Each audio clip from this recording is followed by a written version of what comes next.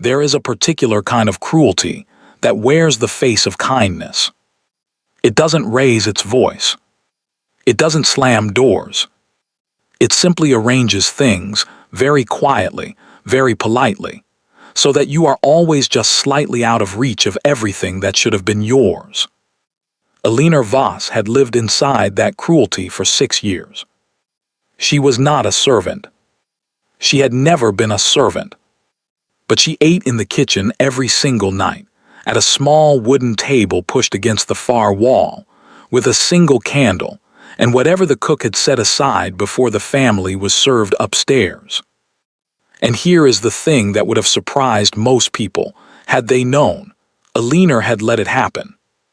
Not because she was weak. Not because she didn't know better. But because Alina Voss was the kind of woman who understood, instinctively, that the moment you show someone what you're protecting, they will find a way to take it from you.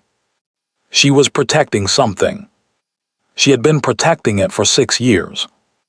And in 6 years, not a single member of the Ashford family had thought to wonder why the quiet woman in the kitchen never complained, never cried, never left, and never, not once, stopped reading those strange, dry, impossibly thick books she kept hidden under the kitchen stairs. They were not novels. They were law books.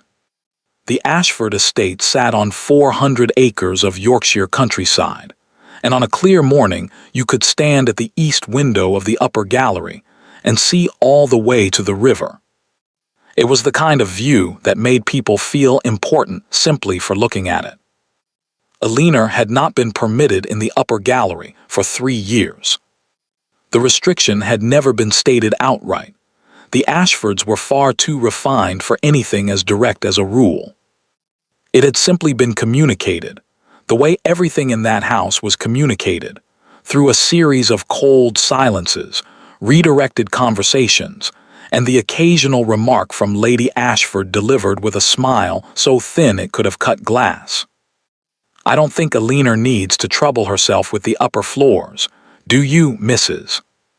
Pratt? And Mrs. Pratt, the housekeeper, who was a decent woman trapped in an indecent situation, had simply looked at Alina with something close to apology and said nothing at all. Alina had gone back downstairs. She had been 19 years old when she arrived at Ashford Manor. Her father, Gerald Voss, had died in February of that year, suddenly, badly, leaving behind a tangle of debts that his solicitor had spent 3 months trying to unravel before delivering the news that there was simply nothing left. No house, no income, no savings. What there was, apparently, was an arrangement. Gerald Voss had once done a significant service for the late Duke of Ashford, the current Duke's father, a man Alina had met exactly twice and remembered as someone who smelled of pipe tobacco and never quite looked at her directly. In gratitude, the late Duke had promised that should Gerald ever find himself in difficulty, the Ashford family would provide for his daughter. It had seemed at the time like an act of generosity.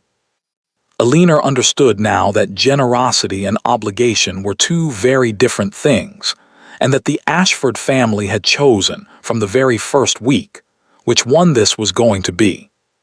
She had been given a room on the 2nd floor, not the family floor, not the servants' floor, but the ambiguous middle passage where visiting relatives and minor guests were housed. The room was small, clean, and entirely without warmth.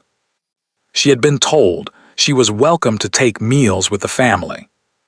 She had been told this exactly once. The first evening, she had dressed carefully and come to the dining room at the appropriate hour. Lady Ashford had looked up from her correspondence with an expression of such genuine surprise, as though Alina had materialized from thin air, that the footman had actually taken a small step backward. "Oh," Lady Ashford had said, "I hadn't realized you'd be joining us." There were 6 people at that table. There were 8 chairs. Alina had counted. But something in the way Lady Ashford had said those 7 words, The precise weight of them, the way they rearranged the air in the room, made it very clear that the empty chair nearest the door was not, in fact, available. Alina had said she wasn't very hungry. She had gone to the kitchen. Cook, a broad, red-faced woman named Mrs. Hobbs, who asked no questions and held no opinions about the peculiarities of the family she worked for, had set a plate in front of her without a word, pointed to the small table by the wall, and gone back to scrubbing her pots. Alina had sat down. She had come back the next night, and the night after that. After 2 weeks, Mrs. Hobbs began saving her the better portion of whatever was being served upstairs. After a month, she began leaving a candle lit. After 6 months, Alina suspected that Mrs. Hobbs had quietly begun cooking slightly more than the family required, so that there would always be enough. It was, in its own way, the kindest thing anyone in that house had ever done for her. Alina was 25 now. She had spent 6 years watching the Ashford family from a careful distance. At church, in the corridors, through doorways she was not technically forbidden from entering, but had learned not to use. She had watched Lady Ashford manage her social calendar like a military campaign. She had watched the eldest daughter, Miss Harriet Ashford, move from season to season in search of a suitable husband, with the cheerful determination of someone who had never once been told no. She had watched the son, Edward Ashford, leave for the continent 3 months after Alina arrived, first for the diplomatic corps, then, when the war widened, for the army itself. She had watched Lady Ashford's face in the moments when the post arrived, the way her hand stilled over whatever she was holding, the small exhale of relief when the letter was routine. Alina had felt something in those moments that she had not expected to feel for any member of this family. She had felt sorry for her. Not enough to forgive her, but enough to understand that even the people who arrange cruelty are sometimes afraid of something too. The law books had begun as practicality. Her father's solicitor, a nervous little man named Mr. Finch, had visited her 3 months after Gerald Voss's death to go over the particulars of the estate, or rather, the particulars of its absence. Alina had sat across from him in the Ashfords' receiving room, which Lady Ashford had made available with the pointed graciousness of someone doing a very visible favor, and she had listened to Mr. Finch explain with great delicacy that there was nothing. Except, he had paused, shuffled his papers, looked at something, and then looked away from it. There may be, he had said very carefully, a matter worth looking into. Regarding your mother's family. There were some arrangements made before her marriage to your father, arrangements that were, perhaps, not entirely resolved. Alina had asked him what he meant. He had said he wasn't certain. He had said the documents were old. He had said he would need more time. He had never come back. Alina had waited 8 months. Then she had written to him. The letter was returned, Mr.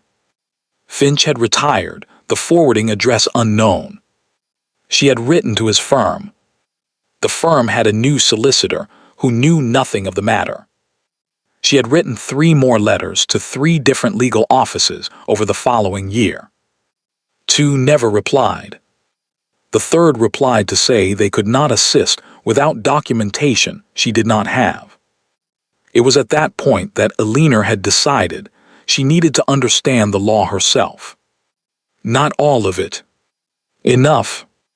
Enough to know what questions to ask, what documents to look for, what words meant what and which silences were significant. She had ordered the first book through a bookseller in the village, using the small allowance the Ashford estate provided her each month. A sum so modest it was clearly meant to cover thread and soap and not much else. She had wrapped the book in plain paper and carried it home under her arm and hidden it under the kitchen stairs, because her room had no lock, and she had learned very early that private things in the Ashford house had a way of becoming public knowledge. Over 6 years, she had accumulated 11 books, 2 legal journals, and a notebook filled with her own careful handwriting. Cross-references, questions, annotations, the slow architecture of a case she did not yet have enough pieces to build. She was still missing something. She had known it for years. She simply did not know yet that the missing piece was about to walk through the front door of Ashford Manor, wearing an army officer's coat, carrying a wound in his left shoulder, and looking at the house he'd grown up in as though he was no longer entirely sure it belonged to him. Edward Ashford had come home from the war. And nothing, Eleanor thought, as she heard the carriage on the gravel drive and the sudden eruption of noise from the floors above her, was going to be the same. She closed her law book. She blew out her candle. And in the darkness of the kitchen, she sat very still, and she waited to see what came next. Edward Ashford had not written to say exactly when he would arrive. This was, his mother would later say to Harriet in the upstairs sitting room, in the particular tone she reserved for disappointments too familiar to be surprising, entirely typical of Edward. He had written in October to say he was recovering. He had written in November to say the recovery was progressing. He had written nothing in December, which had caused Lady Ashford 17 days of quiet, controlled terror, and then a brief note had arrived in January saying simply that he would be home before spring, and that he hoped the east fields had been properly drained, because the flooding last autumn had looked bad from the road. He had arrived on a Tuesday in the rain without warning at 4:30 in the afternoon, which was, as it happened, exactly the wrong time for everyone. Lady Ashford was at a card engagement in the village. Harriet was dressing for dinner. The footmen were in the middle of a complicated situation, involving a broken serving cart and a great deal of spilled claret. And Mrs. Pratt, who would normally have managed all of this with the calm efficiency of a woman who had managed everything in this house for 22 years, was in the linen room on the 3rd floor and did not hear the carriage until it was already on the drive. The only person in the entrance hall when Edward Ashford opened the front door of his own house and walked in out of the rain was Eleanor. She had been crossing from the back corridor to the library, one of the few rooms she still used freely, because no one else seemed to want it in the afternoons, carrying a book and paying very little attention to anything beyond it. She stopped. He stopped.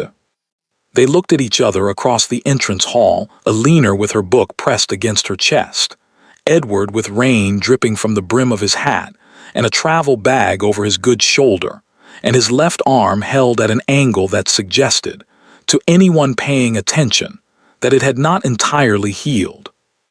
He was taller than she had expected. She had seen him only twice before his departure, brief, peripheral glimpses at a distance. He had been 22 then, and he had carried himself with the easy carelessness of a young man who has never had a reason to be careful. He did not look careless now. His face was the face of someone who had spent a considerable amount of time in conditions that rearranged a person's understanding of what mattered. Leaner, quieter, the kind of stillness that is not the absence of feeling but the very deliberate management of it. He looked at her with dark eyes that were, she noted, entirely alert despite what must have been a very long journey. "Good afternoon," he said. "Good afternoon," she said. "Is my mother at home?" "She's in the village." "She wasn't expecting you." "No," he agreed. She wasn't. He glanced around the entrance hall with the particular expression of a man recalibrating, taking stock of what had changed, what hadn't, what was missing. "Are you new?" Eleanor looked at him steadily. "No," she said. "I've been here 6 years." Something shifted in his expression, not quite embarrassment, but close to it. The honest discomfort of a man who has just realized he has made an error and is deciding how to address it. "I apologize," he said. "I don't." "You were abroad," she said simply. "It's understandable." She did not tell him her name. He did not ask. "Mrs. Pratt arrived at that moment in a state of breathless apology, and the moment dissolved into the ordinary business of wet coats and travel bags, and someone being sent urgently to the village to inform Lady Ashford that her son was home. Eleanor went to the library. She sat down. She opened her book. She did not read a single word of it for the better part of an hour. Dinner that evening was, by all accounts, a significant occasion. Lady Ashford had returned from the village in a state of carefully composed emotion, the particular blend of relief and reproach that only mothers of returned soldiers seem capable of producing simultaneously. Harriet had redressed twice. The cook had been given 40 minutes' notice to produce something appropriate for a celebratory meal, and had responded with the grim professionalism of a general informed of an ambush. The dining room, Eleanor had been told by Mrs.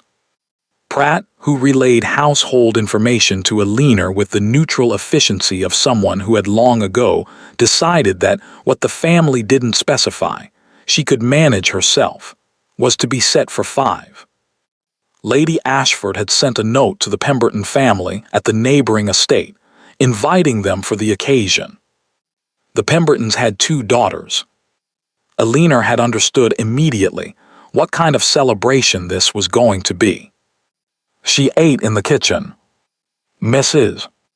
Hobbs had made a beef broth that was, by any reasonable measure, considerably better than what was being served upstairs, and Eleanor sat at her small table and ate it quietly and listened to the distant sound of the house rearranging itself around the return of its heir. She heard laughter from the dining room at one point, Harriet's laugh, high and genuine, and beneath it something lower and less frequent that must have been Edward. She heard the scrape of chairs, the rhythm of conversation she couldn't make out, the occasional punctuation of Lady Ashford's voice rising above the rest with the clarity of a woman accustomed to being heard. It was, Eleanor thought, exactly as it always was. She finished her broth. She thanked Mrs. Hobbs. She took her candle and went upstairs to her room. She came back down at 11 o'clock. This was not unusual. Eleanor had, over the years, developed the habit of returning to the kitchen late in the evening. After the family had retired, after the staff had gone to their quarters, when the house was quiet, and the fire in the kitchen hearth had burned down to a low, steady glow that was better for reading than her room's single lamp. She had not expected anyone to be there. Edward Ashford was sitting at her table. He had changed out of his dinner clothes and was wearing a plain dark coat over a loosened collar, and he had clearly been sitting there for some time, because there was a glass of something at his elbow and the look of a man who had sought out the quietest room in a loud house and intended to stay in it. He looked up when she appeared in the doorway. Then he said, with no particular inflection, "I couldn't sleep." "Neither could I," she said. He looked at the book under her arm, then at the chair across from him, her chair, the small one by the wall that Mrs. Hobbs had long ago stopped moving back to its proper place. "Is this your table?" he asked. It was a strange question. It was technically not her table at all. It belonged to the house, which belonged to him, or would when the estate formally transferred. But there was something in the way he asked it that suggested he understood, at least partially, that he had sat down in someone else's place. "It's where I usually sit," she said. He moved his glass, a small gesture making room, not vacating the table, but acknowledging that she belonged at it. She sat down. She opened her book. He didn't ask what she was reading. She didn't ask how he was finding it, being home. The fire settled. The house breathed around them in its nighttime way, creaks and silences, and the distant sound of wind across the Yorkshire moorland. They sat like that for perhaps 40 minutes. It was, Alina thought afterward, the most comfortable she had felt in 6 years. He came back the next night. And the night after that. He never explained it. She never asked.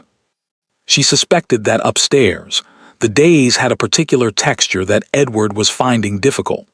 His mother's careful maneuvering, Harriet's cheerful noise, the Pemberton daughters who had already been invited back twice, the slow, relentless pressure of a household that had been waiting 2 years for its heir to come home and perform the functions expected of him. Down here there was none of that. Down here there was just firelight and quiet and 2 people who had, by some unspoken agreement, decided that they did not need to explain themselves to each other. He began bringing a second candle. She began arriving a few minutes earlier. They spoke occasionally, briefly, carefully, the way people speak when they are testing the quality of a silence before breaking it. He asked her once what she was reading. She told him. He didn't ask why a woman in a house like this would be reading a legal treatise on inheritance law at 11 o'clock at night. She noticed that. She noticed most things about him she was finding. The way he held his left arm when he thought no one was watching. The way he looked at the fire when the conversation upstairs had been particularly pointed. A look that was not quite blankness but something more deliberate. The look of a man choosing not to be somewhere he technically was. The way he said things plainly and without performance, which was so unlike the rest of his family that it had startled her the first time and continued to startle her. He was not what she had expected. She was not sure, exactly, what she had expected. An extension of his mother, perhaps. The easy arrogance of a man born into 400 acres and a title. Something she could keep at a simple distance. He was making that difficult. On the 5th night, she came downstairs to find him already there, and already in conversation with Mrs. Hobbs, who was still at the hearth finishing something she'd left going overnight. Alina paused in the doorway. He was asking about the drainage in the east field. Mrs. Hobbs, who in 6 years had never expressed any emotion toward the family beyond a permanent and magnificent neutrality, was telling him about the flooding in considerable detail, and Edward was listening, actually listening. Alina could see it, not waiting for the conversation to end but following it, asking follow-up questions, nodding at things that warranted nodding. She must have made some small sound because he looked up. Miss, he stopped. He realized visibly that he still didn't know her name. Voss, she said. Alina Voss. Something moved across his face. Quick, like light crossing water. Voss, he repeated. And then carefully, my father knew a Voss. Yes, Alina said. He did. A pause. Edward looked at her with the focused attention of a man recalibrating again. The same look he had worn in the entrance hall on the first day, but deeper now and more deliberate. You're Gerald Voss's daughter, he said. Not a question. Yes. He was quiet for a moment. She could see him placing pieces together, her presence in the house, the kitchen, the 6 years, the arrangement his father had made. She watched him arrive at the understanding most people arrived at, that Alina was here because she had nowhere else to be, and that the family had accommodated this with all the warmth of people fulfilling a contractual obligation. What she did not expect was what he said next. I'm sorry, he said. About your father. And about, he stopped. Glanced briefly at the small table, the single chair, the kitchen that was not a dining room and had never been intended to be one. About the arrangement. Eleanor looked at him for a long moment. "Thank you," she said. She meant it. She sat down. He sat down. Mrs. Hobbs put something on the table between them without being asked, 2 cups, something warm, and went back to her hearth as though none of this was happening. They sat in silence for a while. Then Edward said, without looking up from his cup, "What are you reading tonight?"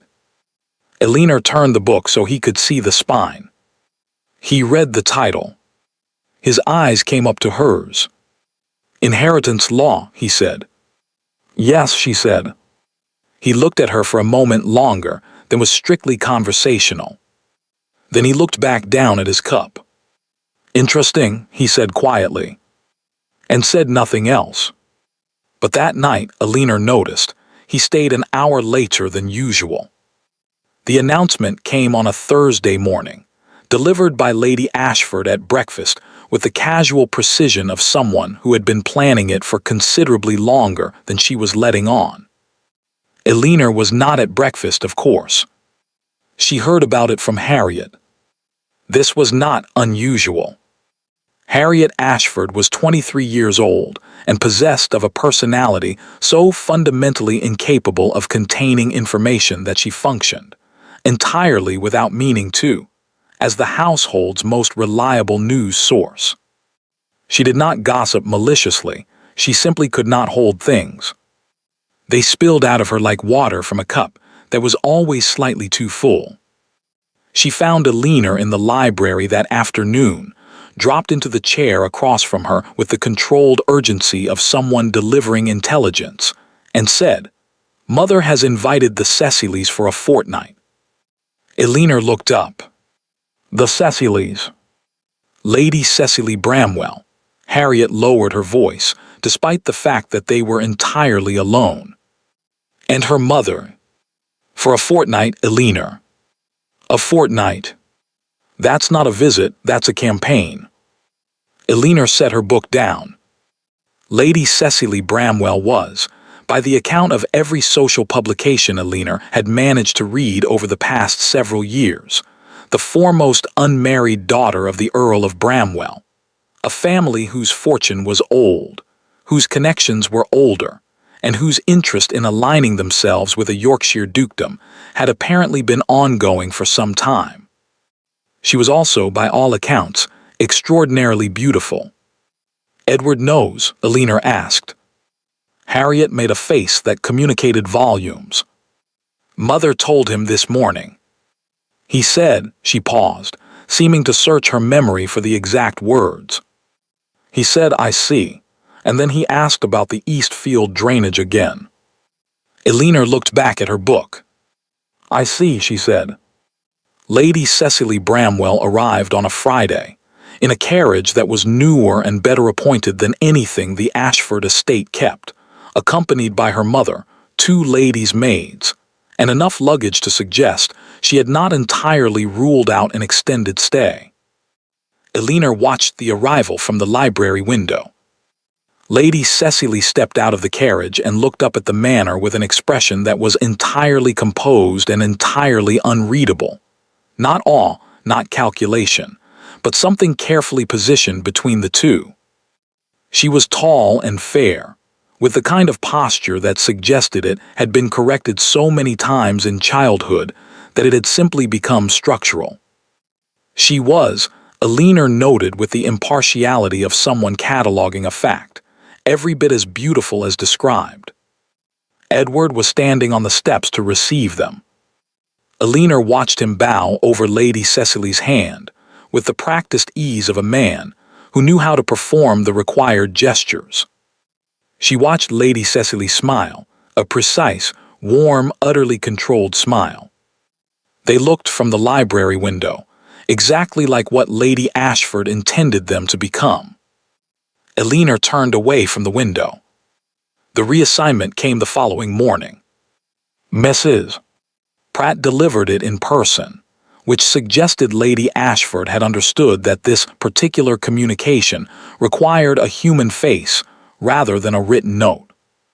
"Lady Ashford has asked, Mrs." Pratt said, standing in the doorway of Alina's room with the expression of a woman who has been asked to do something she finds distasteful, but intends to do professionally. Whether you might be willing to assist Lady Cecily during her stay. As a companion of sorts. To help her find her way around the house. Make her comfortable. Elena looked at her. A personal assistant, Elena said. Mrs. Pratt did not correct her. Lady Ashford thought, given that you know the house well, and that Lady Cecily's ladies' maids are already occupied with her wardrobe. Of course, Elena said. Mrs. Pratt looked at her with something that was almost relief and almost sorrow. You don't have to. It's fine, Mrs. Pratt. It was not fine. They both knew it was not fine.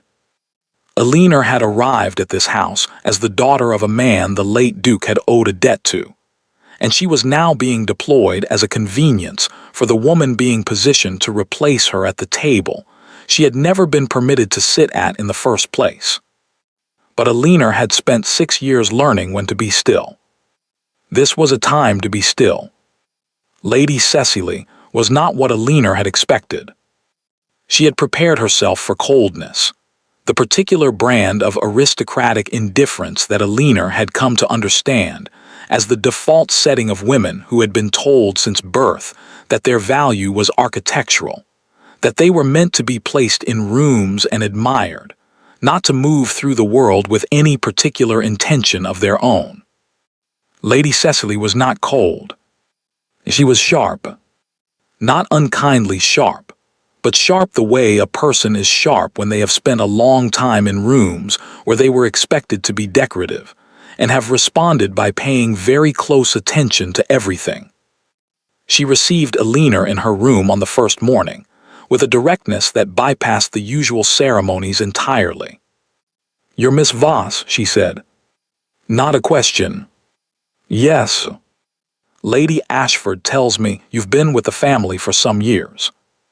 6 years. Lady Cecily looked at her with cool, assessing eyes. And before that, my father died. There was an arrangement. What sort of arrangement? Elena paused. It was not a question she was often asked directly. Most people in the house had long ago stopped wondering about the specifics of her presence. She had simply become a feature of the place, like the crack in the east corridor ceiling that everyone had noticed and no one had repaired. A debt of honor, Elena said carefully. The late Duke felt an obligation to my father. Lady Cecily was quiet for a moment. Her eyes moved just briefly to the room around her, then back to Elena.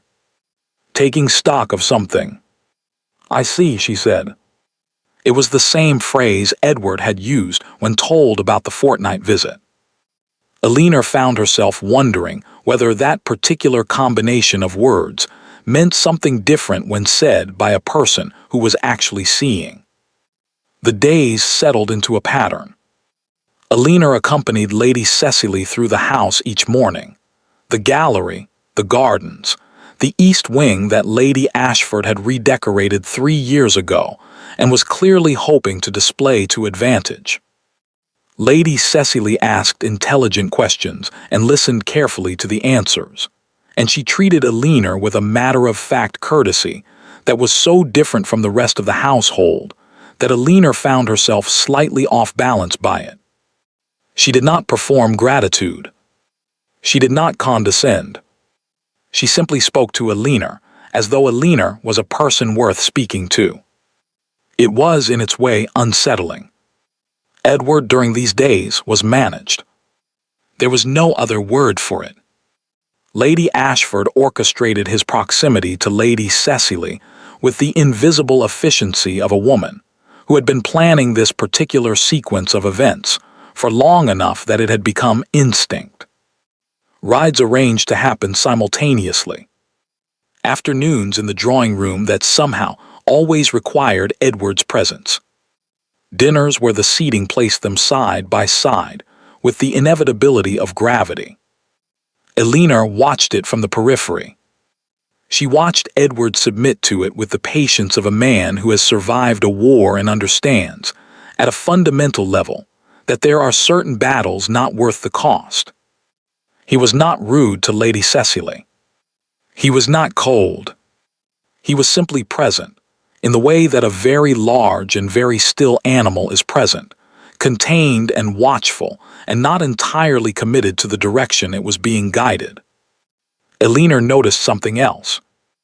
On the third evening, passing the drawing-room doorway, she observed Edward in conversation with Lady Cecily over a game of cards.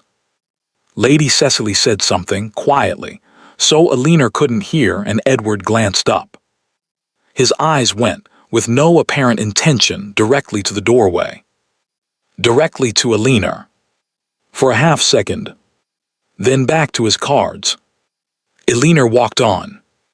It was on the fifth day that Lady Cecily said it. They were in the garden, walking the east path that ran along the old stone wall, where the roses would be in another 6 weeks. The morning was cold and bright, and Lady Cecily walked with her hands clasped behind her back in a way that Elena had begun to recognize as her thinking posture. They had been speaking about the house, the history of it, the generations of Ashfords, the portraits in the gallery. Elena had been telling her about the late Duke's renovation of the library, which she knew well because she had spent considerable time in it. Lady Cecily had listened, and then she had been quiet for a moment, and then she said, without any particular change in her tone, "They're hiding something about your father's estate." Elena stopped walking. Lady Cecily stopped too. She turned and looked at Elena with those clear, assessing eyes, and she said, "I don't say that to be cruel.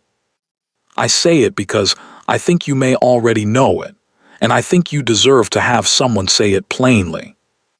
Elena looked at her for a long moment. "What do you know?" she said. "Not much," Lady Cecily said honestly. "My father knew the late Duke. They had business dealings many years ago. There was something mentioned about an arrangement that was more complicated than it appeared, regarding a woman who married below her family's expectations and whose interests were subsequently," she paused, selecting the word carefully, "managed." The cold morning air seemed, suddenly, very still. "My mother," Elena said. Lady Cecily did not confirm it, but she did not deny it either. "I don't know the particulars," she said. "I was a child when I heard it, and I heard very little. But I have thought about it since arriving here and watching how this household treats you, and I think—" Another pause. "I think someone went to considerable trouble to make sure you would never think to look." Elena stood very still. 6 years of law books. 6 years of letters sent and unanswered. 6 years of Mr. Finch, who had retired without a forwarding address, and a firm that knew nothing, and a document she had been told didn't exist. "Why are you telling me this?" Elena asked. Lady Cecily looked at her steadily. "Because I am being brought here to marry a man I have met 4 times, in a house where I will spend the rest of my life, and I should like, at minimum, to know what I am walking into. A beat. And because you seem to me like someone who has been waiting a very long time for a reason to stop being patient." The roses along the stone wall were still weeks from blooming. Elena looked at them anyway. "There was a solicitor," she said finally. "My father's. He came once, after my father died, and said there might be something worth looking into. And then he disappeared." "Solicitors don't disappear," Lady Cecily said. "They retire. They are paid. They are persuaded." "Yes," said Elena. "Is there anyone else? Anyone who might have known your mother's family?" Elena was quiet for a moment. "There was one name. There had always been one name, sitting at the back of everything she knew, in the margins of the letters she'd found among her father's things after his death. A name attached to a law office in Leeds, mentioned twice in her father's handwriting in a context she had never been able to fully decipher. She had written to that office twice. Both letters had been returned unopened. Perhaps, she said. Lady Cecily nodded once, as though this was sufficient, as though she had delivered what she came to deliver, and the rest was Aline's business. She turned and resumed walking along the rose path. After a moment, Aline walked with her. They did not speak again until they reached the house. But something had shifted in the air between them, in the particular quality of the silence. Aline went upstairs. She went to her room, not the library, and she sat on the edge of her bed and she looked at the wall for a very long time.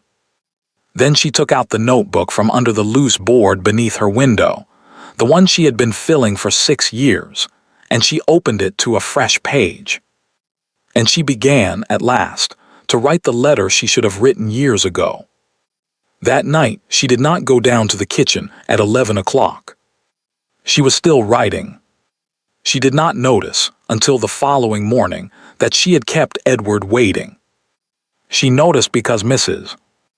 Hobbs mentioned, entirely without expression, while setting out Aline's breakfast, that the young Duke had sat in the kitchen until nearly midnight before going back upstairs. He had left Aline's candle burning. The letter took her 4 days to write. Not because she didn't know what to say, Aline had known, in the abstract, what needed to be said for years. But there is a difference between knowing a thing and committing it to paper in a way that cannot be taken back, and Aline had spent long enough being careful that the act of being deliberate felt, in itself, like a kind of exposure. She wrote it 7 times. The first 3 versions were too formal, the careful, distant prose of someone trying not to seem desperate. The 4th was too much the opposite, and she burned it in the kitchen hearth at midnight because reading it back felt like opening a wound in front of a stranger. The 5th and 6th were better but incomplete, missing something she couldn't name until she sat with the silence long enough to understand what it was. She was not asking for help. She was presenting evidence. That was the 7th letter.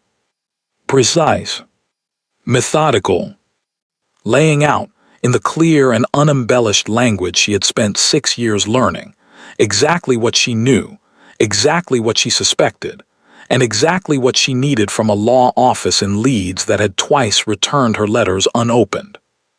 She posted it on a Tuesday in the village herself. She told no one. 3 weeks passed. The Bramwells extended their stay, not by announcement but by the quiet accumulation of days, each one producing some small reason why departure remained inconvenient. Lady Ashford received this extension with the barely concealed satisfaction of a chess player watching pieces move exactly where she'd intended.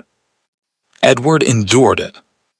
That was the word that came to Aline's mind when she watched him in the drawing-room evenings, in the structured social hours that Lady Ashford produced each day with the reliability of a clock. Endured. He was not unhappy precisely. He was present in the way that a man is present when he has decided that presence is the minimum required, and has given it accordingly. Lady Cecily, Aline noticed, watched him with the same calm attention she turned on everything, and seemed to reach her own conclusions quietly. The kitchen evenings had resumed. Neither of them mentioned the night Aline hadn't come.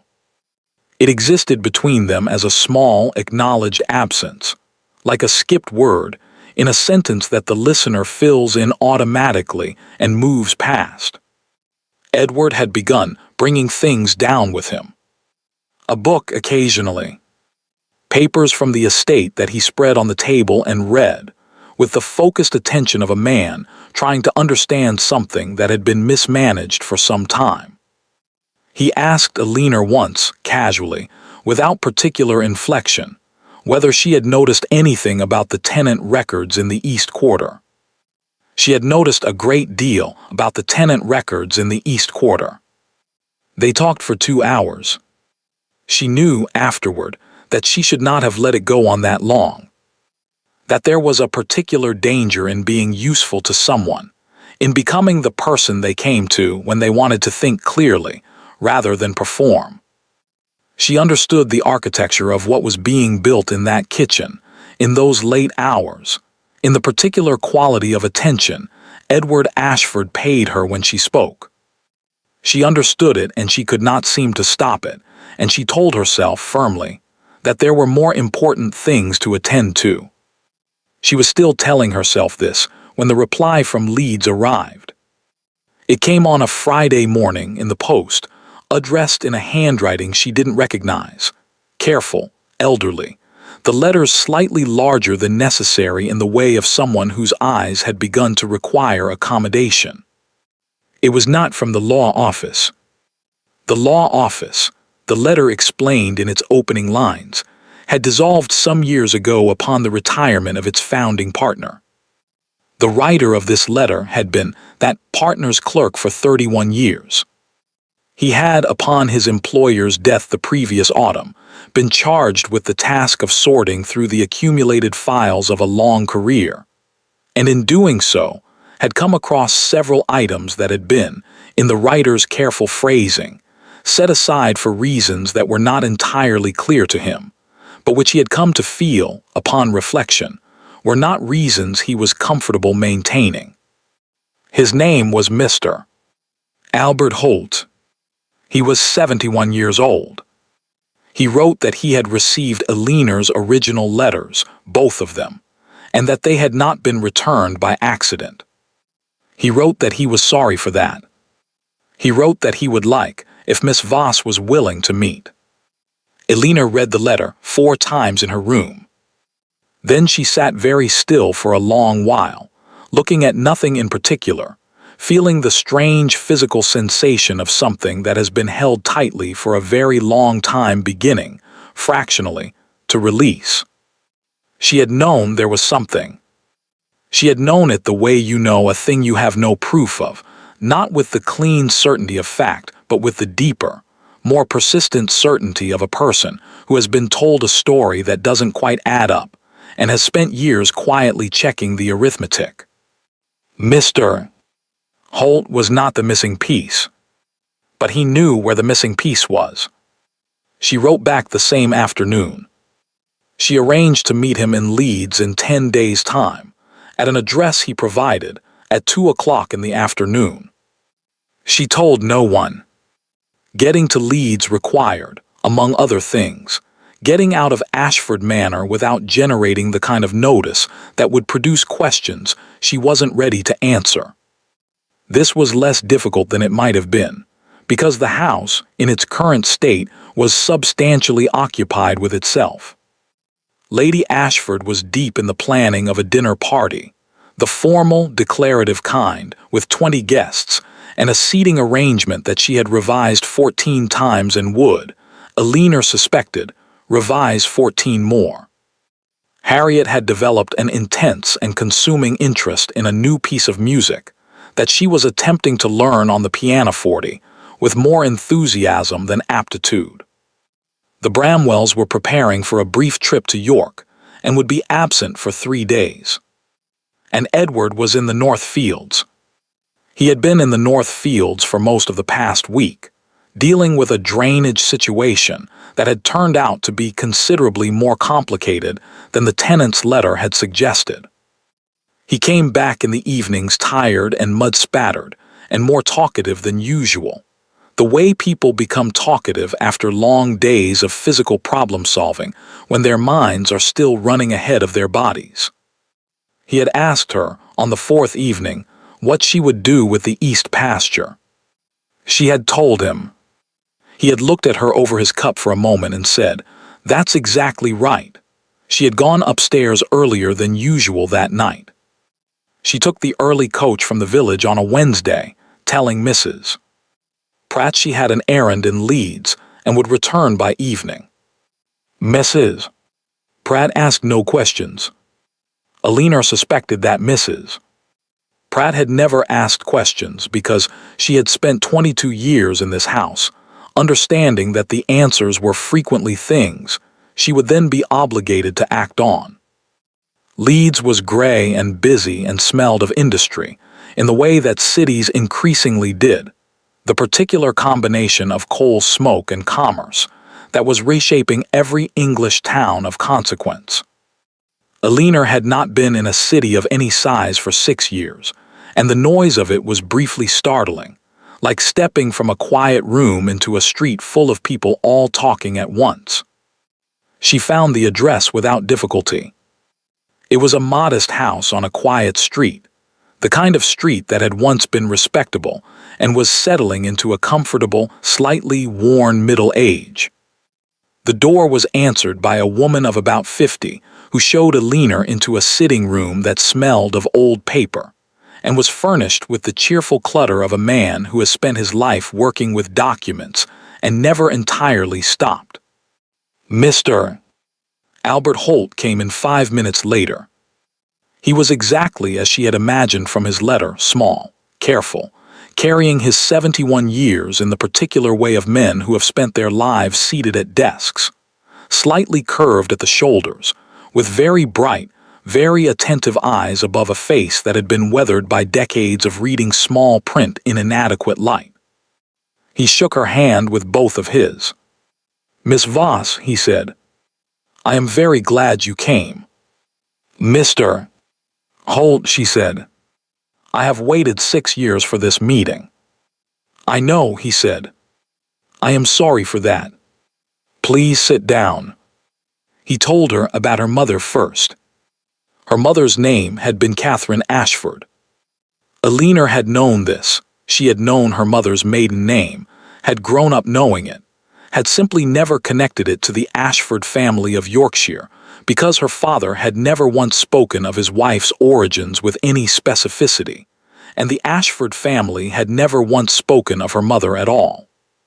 Catherine Ashford had been the younger sister of the late Duke, the father of Edward, of Harriet, of the man who had sat across from Elinor in a kitchen for weeks without knowing who she was. She had been 18 when she met Gerald Voss, 20 when she married him, and 23 when she died, 3 years after Elinor was born, of a fever that came quickly and did not leave. Elinor had no memory of her. The marriage had not been approved. Mr. Holt said this with the careful understatement of a man, summarizing something that had, at the time, been considerably more than disapproval. Catherine Ashford had chosen, in the language of her family, badly. A man of modest means, no title, no land, no connection of any particular use to the Ashford estate. She had chosen him anyway, in the way that some people choose things, with the completeness of someone who has assessed the cost and decided it is worth paying. Her family had not cut her off entirely. That would have been too visible. Instead, they had done what the Ashford family did with things that were inconvenient. They had arranged them. They had ensured that Catherine's share of the family inheritance, not the estate, not the entail, but a separate settlement left by her mother, Elinor's grandmother, specifically designated for female descendants, was placed into a trust administered by the family solicitor. Gerald Voss had known about the trust. He had spent 20 years trying to access it on his daughter's behalf. He had been told, repeatedly, by multiple solicitors, that the documentation was incomplete, that the trust required certain conditions to be met, that the matter was under review. "There was no review, Mr. Holt said quietly. He had his hands folded in his lap, and he looked at them as he said it, and then he looked up at Elinor. The documentation was not incomplete. The conditions had been met at your birth. The trust was yours, Miss Voss. It has been yours since the day your grandmother's will was executed. It was simply never released." Elinor looked at him steadily. "By whom?" she said. "By the late Duke's instruction, Mr. Holt said. "My employer, the senior partner, was given to understand that the Ashford family wished the matter to remain unresolved. He was not an evil man, Miss Voss, but he was a pragmatic one, and the Ashfords were significant clients, and pragmatism, in my experience, is often the most comfortable disguise for cowardice. The sitting room was very quiet. Outside, a cart passed on the street. The sound came through the window and faded. "What is in the trust?" Eleanor asked. Mr. Holt reached to the table beside his chair and picked up a folder. Old, the leather worn at the corners, the papers inside visible at the edges. He held it for a moment before offering it to her. "Your grandmother left your mother a property," he said. "A house and its associated land in the West Riding. Modest by the Ashford standard, approximately 80 acres, a working farm, a dower house in reasonable repair as of the last survey, which was some years ago now." Eleanor took the folder. "Additionally, Mr. Holt said, there is the matter of your mother's position in relation to the Ashford estate itself." Eleanor looked up. "Your grandmother's will," he said carefully, contained a provision that was, at the time, somewhat unusual. In the event that the male Ashford line produced no heir, or in the event that the primary heir died without issue, Catherine's descendants were named as secondary beneficiaries to a portion of the estate. "Edward is the heir," Eleanor said. "He is alive. He has no children yet, but—" "Yes, Mr. Holt said. That provision is unlikely to be relevant in practice. But it exists. It is documented. It is legal," he paused. "And its existence means that your grandmother formally recognized your mother's bloodline as connected to the Ashford estate.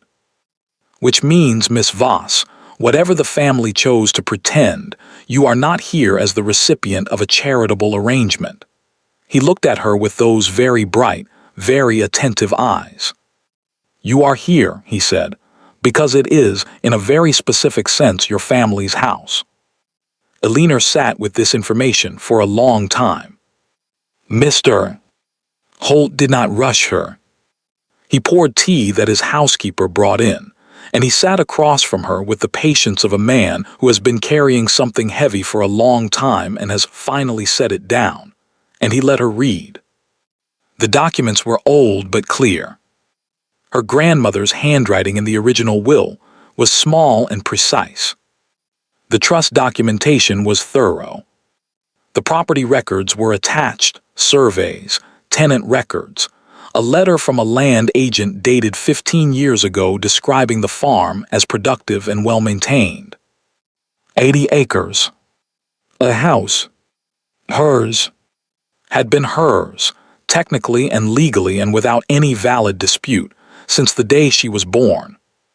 She thought about the kitchen table, the single candle, the 6 years of law books under the stairs.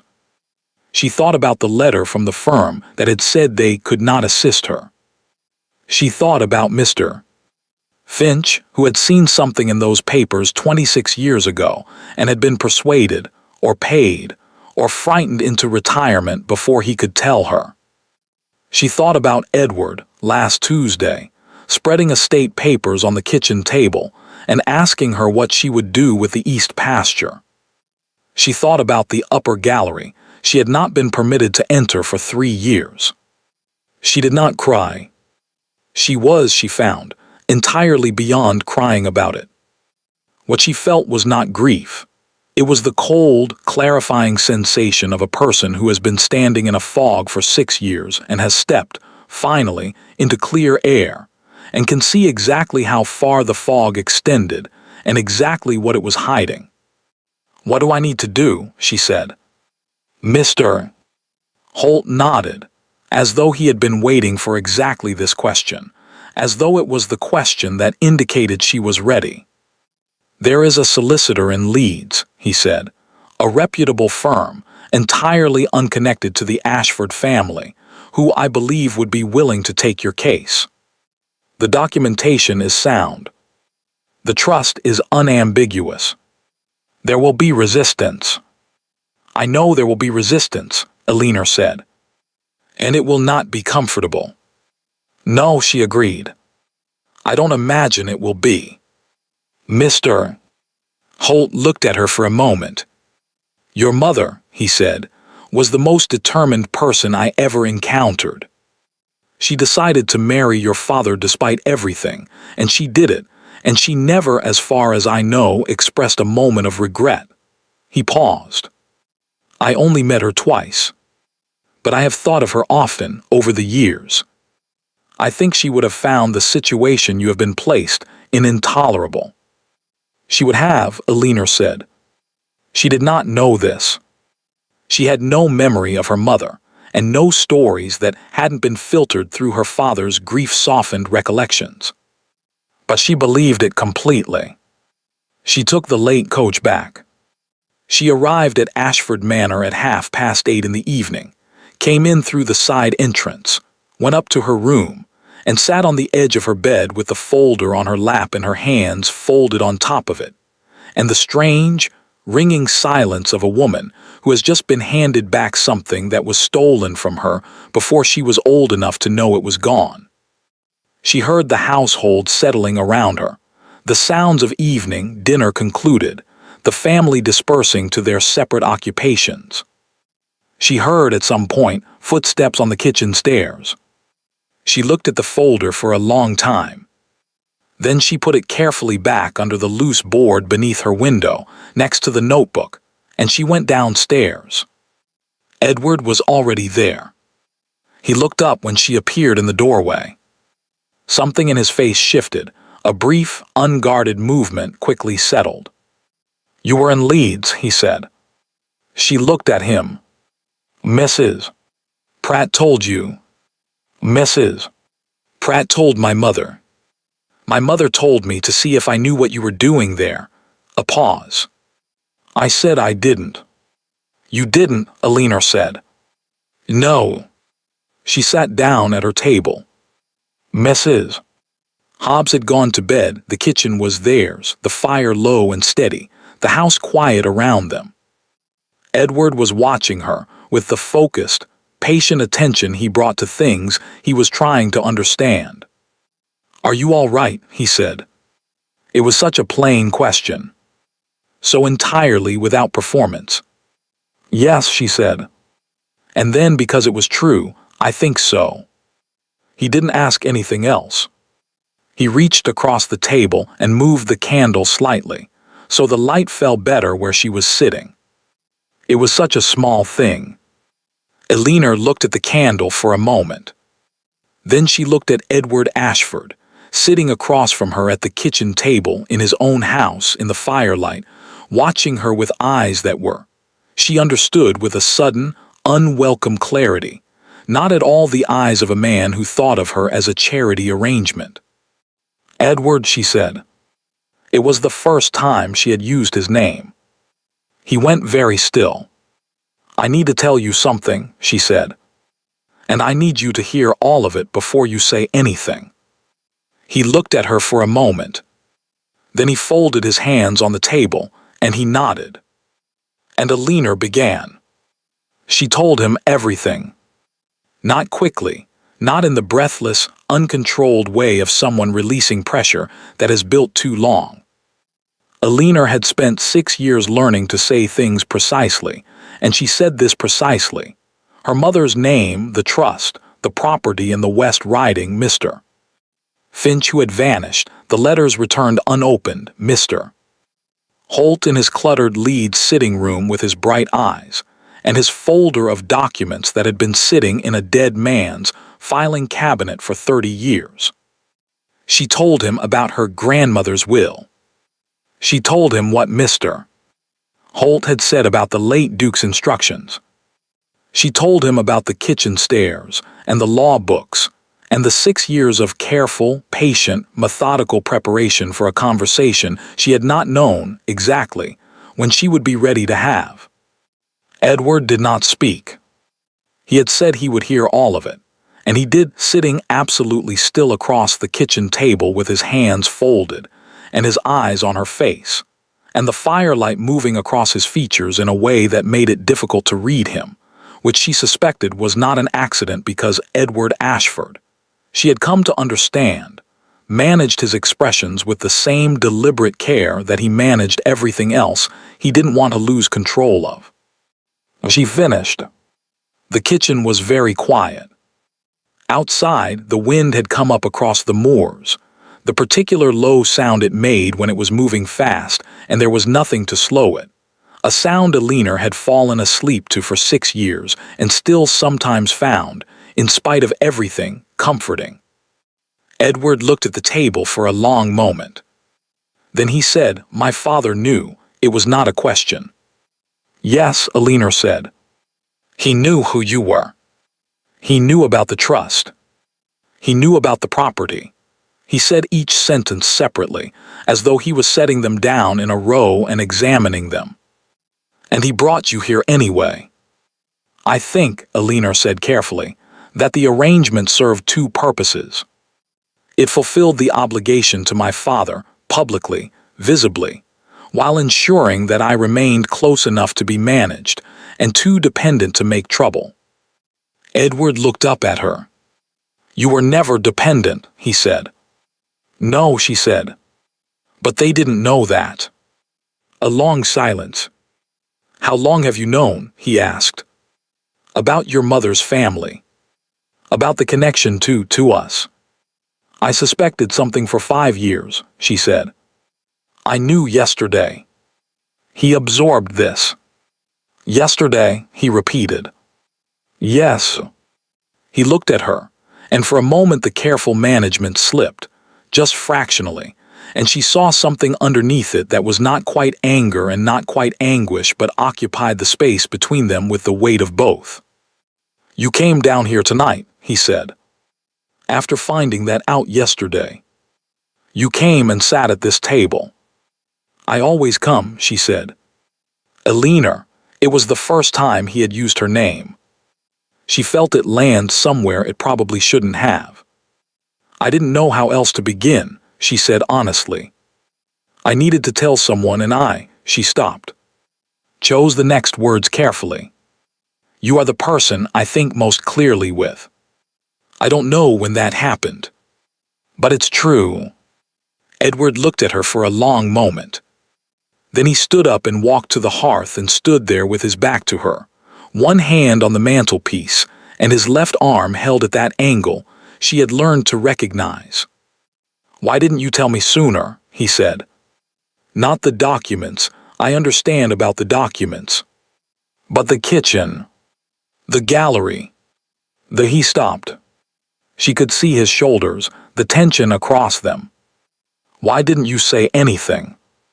She looked at his back. "Would you have believed the woman eating in your kitchen?" He turned around. The expression on his face was, she thought, the most unguarded she had ever seen him. And she had seen him at 11 o'clock at night for weeks, tired and mud-spattered and not performing anything for anyone. He opened his mouth. He closed it. He could not answer. They both knew he could not answer, because the honest answer was complicated in a way that implicated not just him, but the entire machinery of assumption and inheritance and social arrangement that had made the kitchen the only room where Alina Voss had been allowed to simply exist. "No," he said finally. "Not at first." "No," she agreed without bitterness. "Not at first." He came back to the table. He did not sit down. He stood at the edge of it, looking at her, with the expression of a man who is trying to locate solid ground and finding that the landscape has shifted considerably more than he realized. "What are you going to do?" he said. "I'm going to engage the solicitor, Mr. Holt recommended," she said. "I'm going to file the documentation to have the trust released. I'm going to claim the property in the West Riding. My mother will fight it. I know. It won't be quiet, Alina. She will make it as difficult as possible. She will. Edward, he stopped. I know, she said again. I have been preparing for this for 6 years. I am not afraid of difficult. He looked at her. Something settled in his face, not acceptance exactly, but a kind of recognition. The look of a man seeing clearly for the first time something that had been there all along. All right, he said quietly. He sat back down. Tell me what you need, he said. Lady Ashford found out on a Thursday. Eleanor did not know precisely how, whether it was the visit to the solicitor's office in Leeds, which could not be kept entirely invisible, or whether Mrs. Pratt had said something, or whether Lady Ashford had simply been watching more carefully than Eleanor had accounted for. It didn't matter. What mattered was that on Thursday morning, Eleanor was summoned. Not asked. Not invited. Summoned. The word Mrs. Pratt used, delivered to Eleanor's doorway with the expression of someone who has been given a message they would have preferred not to carry. Lady Ashford's private sitting room was on the second floor, south-facing, with a window that overlooked the formal garden. It was a room Eleanor had entered perhaps a dozen times in 6 years, always at Lady Ashford's request, always for the purpose of some small household adjustment that Lady Ashford wished to communicate directly. It had never felt like a comfortable room. It felt considerably less comfortable now. Lady Ashford was standing at the window when Eleanor came in. She did not turn immediately. This was, Eleanor knew, a technique, the pause, the withheld attention, the small choreography of making someone wait. Eleanor waited. Lady Ashford turned. She was, Eleanor thought, a handsome woman in the way that certain kinds of determination become handsome over time. The face shaped by decades of knowing exactly what she wanted and pursuing it with total, unwavering commitment. She was 61 years old and looked perhaps 50 and carried herself like someone considerably younger, because posture, in Lady Ashford's experience, was largely a matter of will. She looked at Eleanor now with an expression that was perfectly composed and entirely cold. I understand, she said, that you have been consulting a solicitor. Yes, Eleanor said. In regard to some documents, you believe you have a claim to. In regard to documents, I have a legal claim to, Eleanor said. Yes. A pause. Something moved through Lady Ashford's expression, very quickly, and then it was gone. Miss Voss, she said, I want to speak to you plainly. Please do. This family has provided for you for 6 years. We have given you a home, meals, a roof. Whatever grievances you may have constructed in your mind regarding your situation here, the reality is that you have been treated with considerable generosity. And I would ask you to consider that before proceeding with something that will cause a great deal of unnecessary difficulty for everyone. Eleanor looked at her steadily. Lady Ashford, she said, I have a property in the West Riding that has been held from me since birth. I have a trust established by my grandmother that has not been released despite all legal conditions having been met. These are not grievances I have constructed. They are documented facts. Lady Ashford's chin lifted fractionally. Those documents are old, and their interpretation is disputed. They are not disputed, Eleanor said. They have simply never been challenged, because no one expected me to know enough to challenge them. A silence. Something shifted in Lady Ashford's face, not softening, nothing so simple as that. More like the expression of a chess player who has watched an opponent make a move that changes the entire board and is calculating, rapidly and without visible distress, what comes next. What is it you want? Lady Ashford said. What is mine? Eleanor said. And if we were to make an arrangement? We had an arrangement, Eleanor said. I ate in your kitchen for 6 years. Lady Ashford looked at her. For a very long moment, nothing moved in that room. Then Lady Ashford said, quietly and with great precision, "You will regret this." "Perhaps," Eleanor said, "but I have spent 6 years regretting nothing and having nothing. I find I prefer the version where the regret comes with a reason." She left. The house changed after that. Not dramatically. The Ashfords were not a family for drama, preferring the violence of cold fronts to the violence of storms. But the temperature dropped in every room Eleanor entered.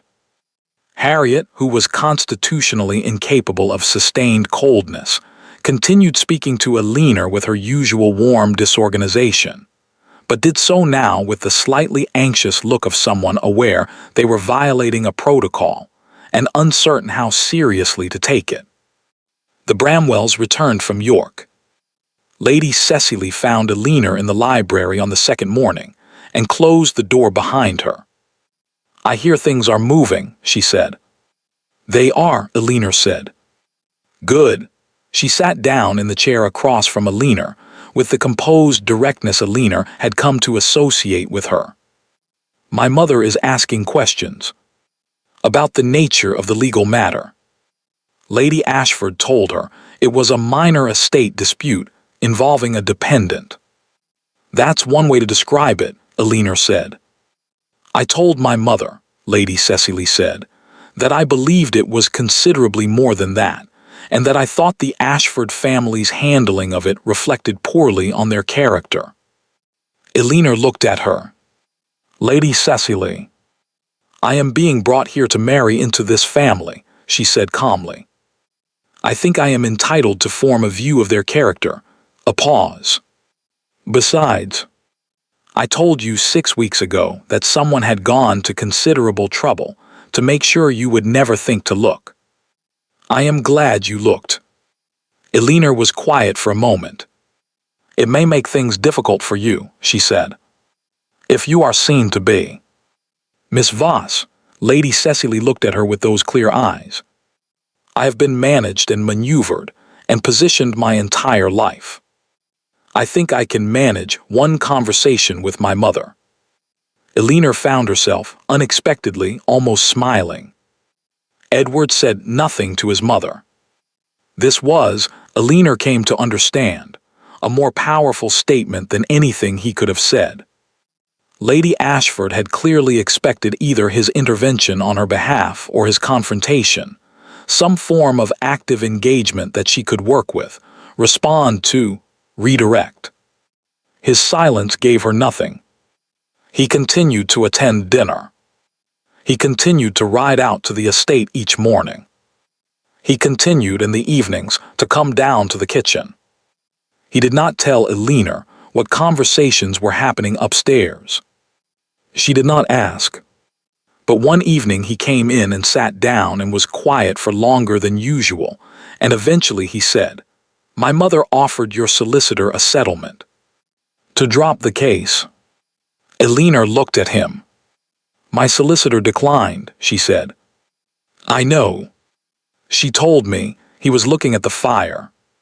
"She also told me that she intends to contest the will's interpretation in court, that she has engaged her own legal representation." "I expected that." "Eleanor," he turned from the fire and looked at her directly, "this is going to be very public. When it goes to court, and it will go to court, she won't settle now, it will be reported. People will know. Your name will be." "My name," Eleanor said, "has been nothing in this house for 6 years. I think I can withstand it being something, even if the something is complicated." He looked at her for a long moment. Then he said, very quietly, "She is going to say things about your mother. About the marriage. She will use whatever she can find to make the claim look, to make you look. I know. It isn't true. I know that too. He stopped. Something moved across his face, that unguarded thing again, surfacing briefly before he caught it. I want you to know that I know it. Whatever is said, I know it. Eleanor looked at him.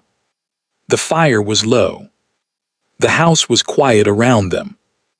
Outside, the moors were dark and the wind had dropped for once, and the silence was the particular full silence of a Yorkshire night when everything has gone still. "Why are you telling me that?" she said. Edward looked at his hands. "Because," he said, "I should have known who you were from the beginning. And I didn't." And I would like a pause. Long enough that she thought he might not finish it. "I would like to be someone you can rely on now. Even though I was not before." Eleanor was quiet for a long time. "You left a candle burning," she said finally. He looked up. "The night I didn't come down," she said. "You sat here until midnight, and then you went upstairs. But you left the candle burning." He looked at her steadily. "Yes," he said. "That was," she said carefully, "not the action of someone who thinks of me as a charity arrangement." "No," he said. "It wasn't." The fire settled. Neither of them said anything else. But Eleanor did not go upstairs for another 2 hours, and Edward did not either, and the candle burned between them on the kitchen table until it was nearly gone, and neither of them moved to replace it. The court date was set for the 4th of March. Lady Ashford received this news at breakfast and said nothing. Harriet, who had been told the broad outline of the situation by this point, and had responded with the wholehearted indignation of someone who processes information emotionally first and practically second, had cried twice and hugged Eleanor once in the corridor, in a way that suggested she was not entirely clear whose side she was supposed to be on, and had decided, fundamentally, that she was on Eleanor's. Lady Cecily came to find Eleanor the evening before the hearing. She found her in the library, as expected, not reading. She sat down. She did not say anything for a moment. Then she said, "Whatever happens tomorrow, I want you to know that I intend to tell my mother that I will not be proceeding with the arrangement Lady Ashford has in mind." Eleanor looked at her. "That is nothing to do with." "It is entirely to do with." Lady Cecily stopped herself. Composed. "It is to do with several things. This is one of them." A pause. "He doesn't look at me the way he looks at you. I think we both know that. And I find I have too much self-respect to pretend otherwise for the sake of an alliance. My mother wants more than I do." Eleanor had no answer for this. Lady Cecily stood. "Good luck tomorrow," she said. She left. Eleanor sat in the library for a long time afterward, not reading, not thinking about the court hearing, thinking instead about what it meant that the woman being maneuvered toward Edward Ashford had more dignity than the entire machinery maneuvering her, and what it meant that she herself had spent 6 years eating in a kitchen, and was only here, at the edge of something she couldn't quite name and wasn't sure she was entitled to want. She went downstairs. Edward was already there. He looked up. "Tomorrow," he said. "Tomorrow," she agreed. She sat down. He poured something from the pot on the hearth into a cup and set it in front of her without being asked. They sat together in the kitchen until very late. And in the morning, Eleanor Voss went to court. The courthouse in Leeds was a gray stone building that smelled of cold air and old paper, and the particular institutional solemnity of a place where consequential things were decided by people who had learned to decide them without visible emotion. Eleanor had been inside it once before, 3 weeks earlier, to file the initial documentation with her solicitor, a precise, unhurried man named Mr.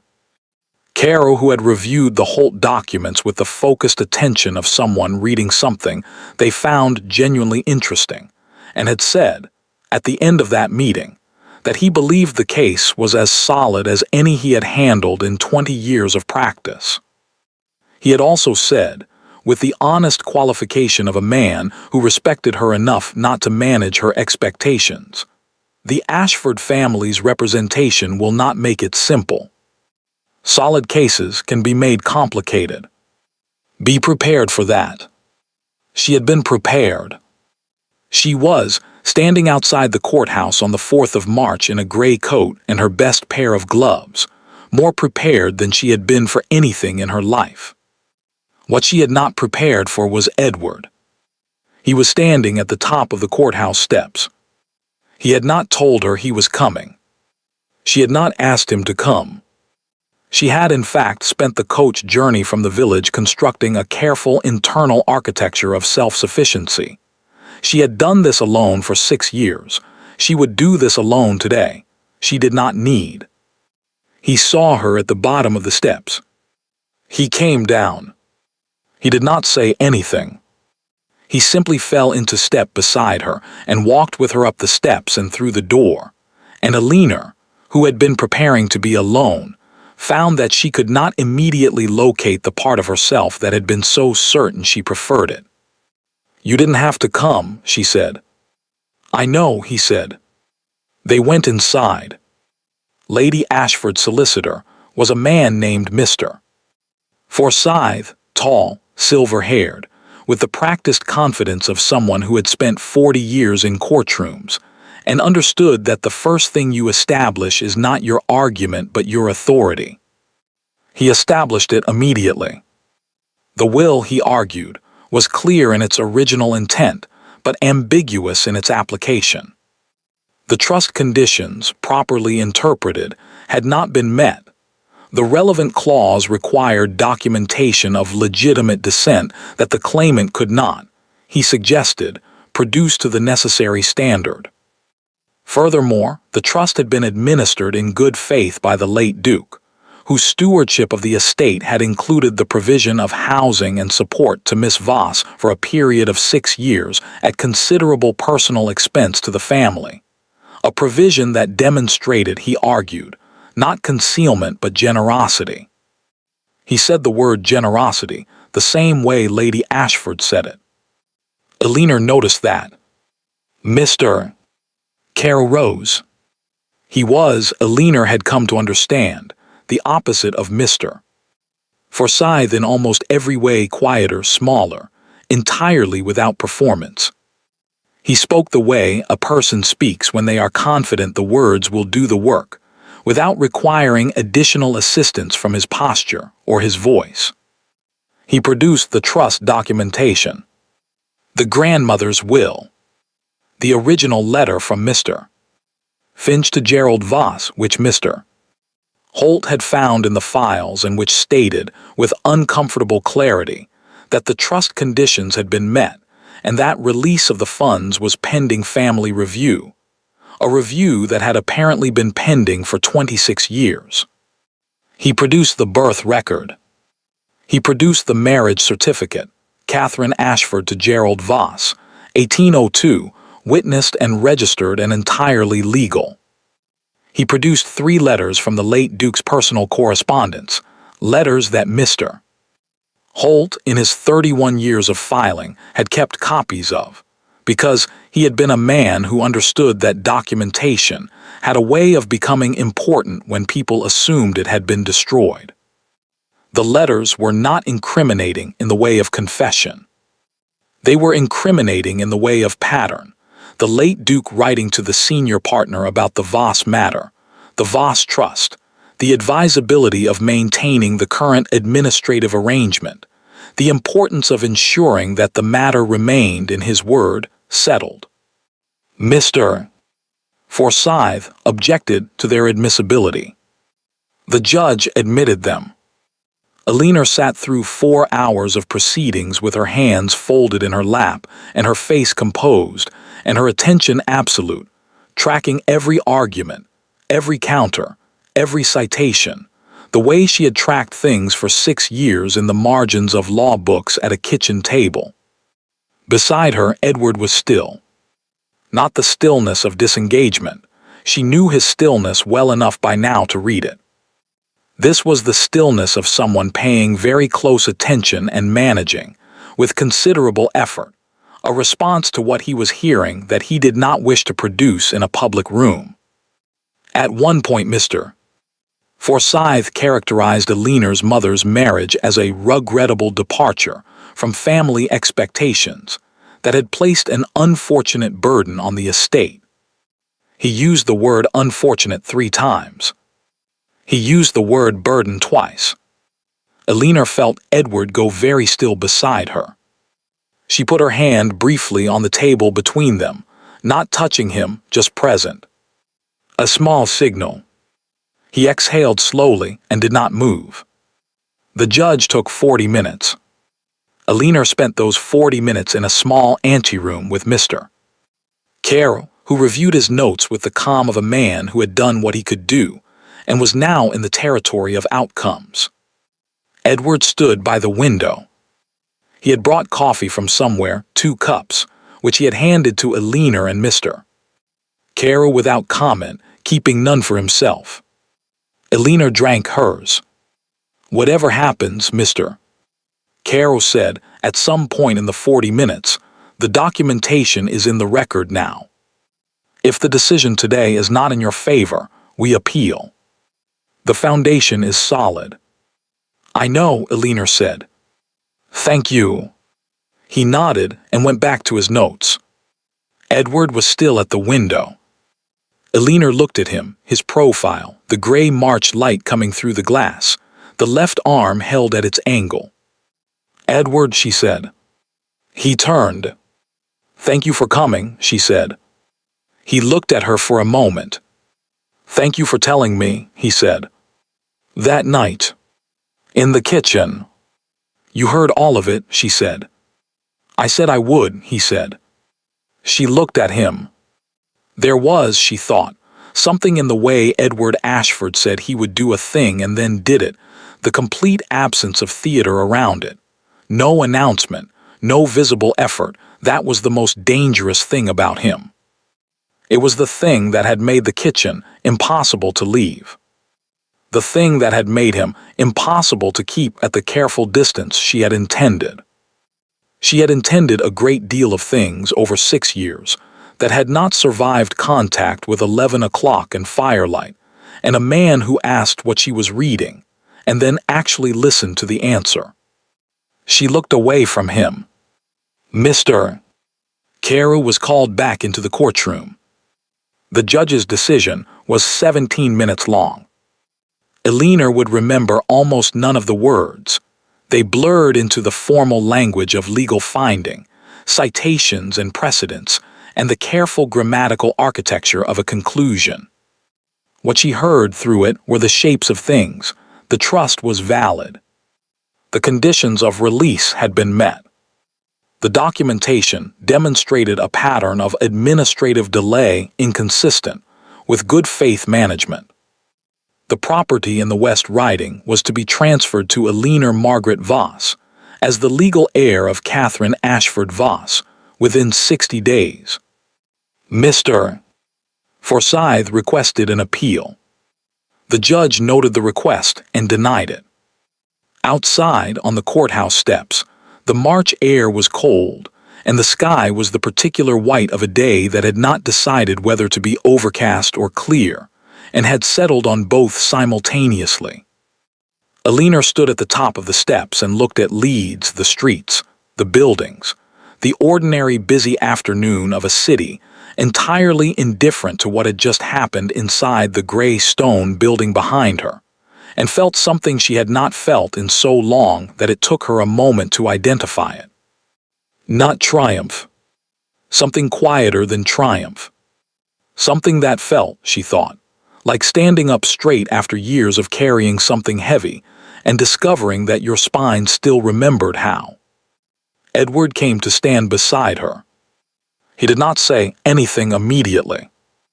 They stood together looking at the street, and the cold air moved between them, and somewhere below a cart horse stamped its feet against the cobblestones.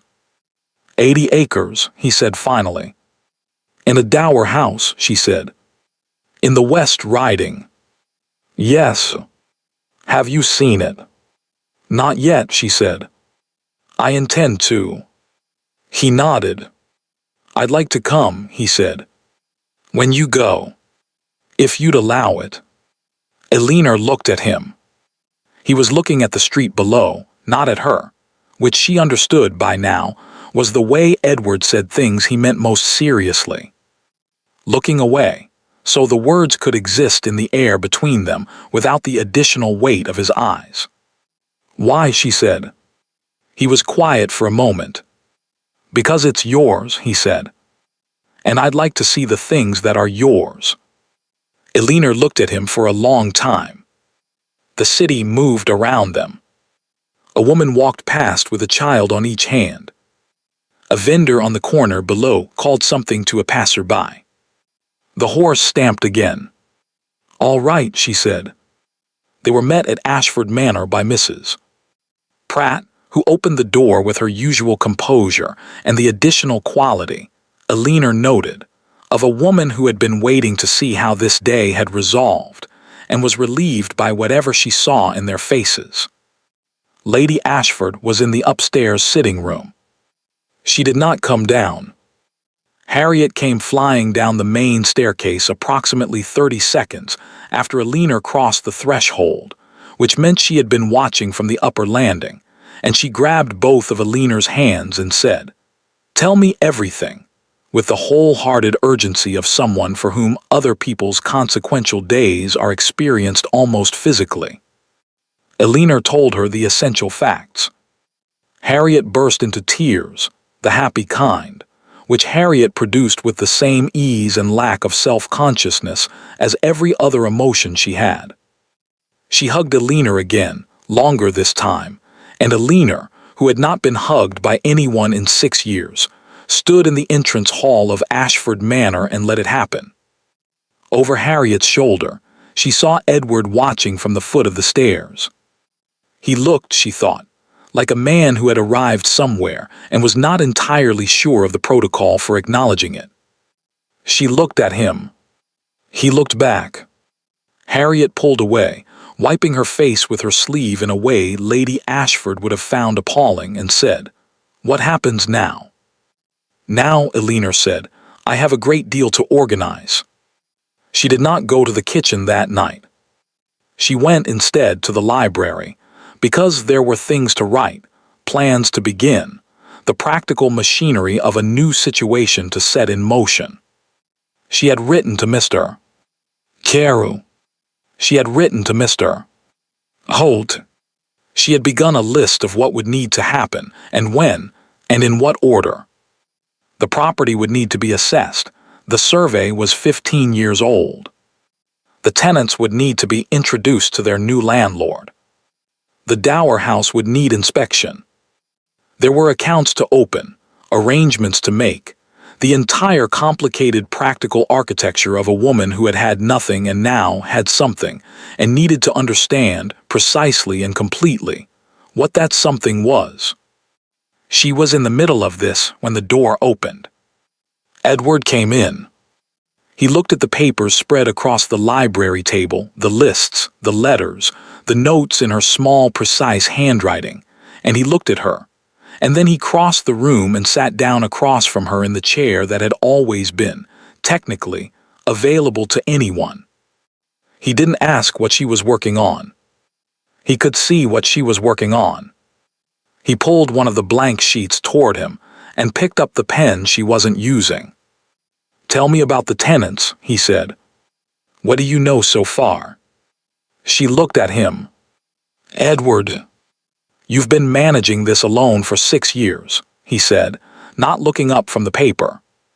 "You don't have to anymore. Tell me about the tenants." Eleanor looked at him for a long moment. Then she found the relevant page in her notebook and began to read. They worked until well past midnight.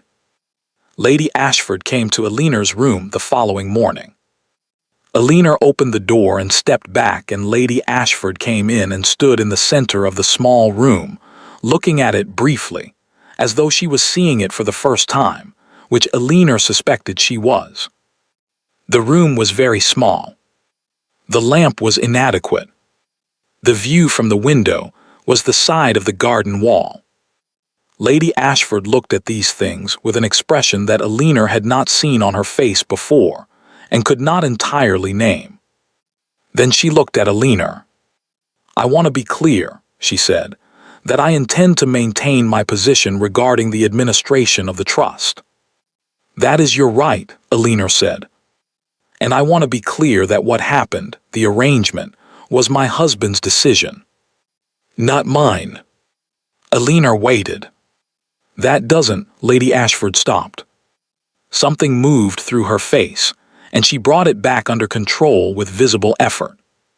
"That doesn't excuse what you experienced here. I understand that." It was, Alina thought, the closest Lady Ashford was capable of coming to an apology. Not close enough, perhaps, for some people. Possibly as close as she would ever get for this one. "I know it was his decision," Alina said. "I also know that you continued it." Lady Ashford looked at her.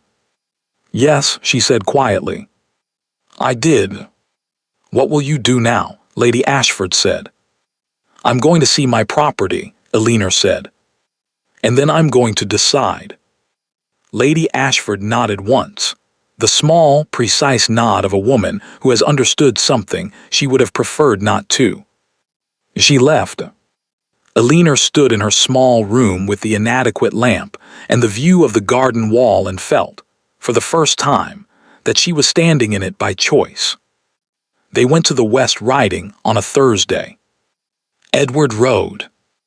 Alina took the small Ashford carriage, the practical one, not the formal one, and they traveled the 40 miles in the particular companionable manner they had developed, which involved very little ceremony and a great deal of looking at the landscape, and the occasional exchange of observation that might or might not lead somewhere, and neither of them was under any pressure to resolve.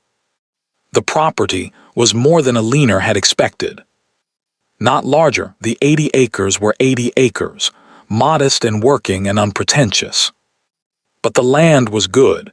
She could see that immediately, the fields properly maintained, the drainage functional, the tenants' cottages in reasonable repair. The farm itself was operational. Someone had been taking care of it. She would learn, later, that the tenant family had been on the land for 3 generations and had maintained it with the stubborn competence of people who understood that the land's quality was their own. The dower house was small and stone-built and had been empty for some years, which showed in the dusty windows and the ivy that had been allowed to make decisions about the east wall. But the structure was sound. The rooms were good-sized. The kitchen had a hearth large enough to be genuinely useful. Alina stood in the main room and looked at it.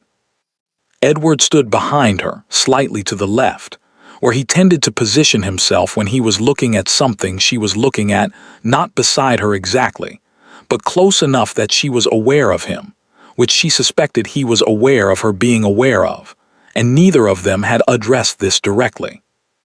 "It needs work," he said. "Yes," she said. "The east wall first. The ivy has been at the pointing." "Yes." "The kitchen is good." "Yes," she said. "The kitchen is very good." He was quiet for a moment. Then he said very carefully, "If you were to stay here." "I am going to stay here," she said. "Then you would need." "I know what I need," she said. "I've been making the list for a week." Alina, she turned around. He was closer than she had realized. The room was not large, and they had both been looking at the same thing, and the distance between them was considerably less than was strictly appropriate for 2 people who had not had a particular conversation yet. He looked at her. "I have been thinking," he said, "about what to say. For some time. I have been trying to find a version of it that is not." He stopped. "That doesn't." "Edward," she said.